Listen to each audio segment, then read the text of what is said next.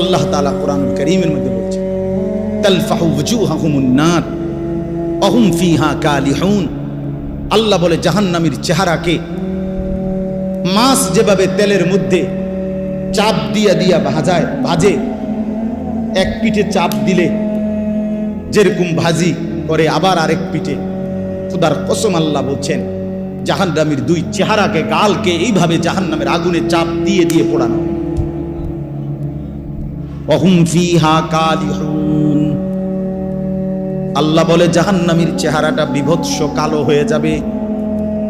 আলাম তাকুন আয়াতি তুতলা আলাইকুম ফাকুনতুম বিহা তুকাদ্দিবুন। আল্লাহ বলেন, আল্লাহ তখন বলবেন জাহান্নামী, আমি আল্লাহর আয়াত, আমার হুকুম, আমার বিধান বারবার তোমার কাছে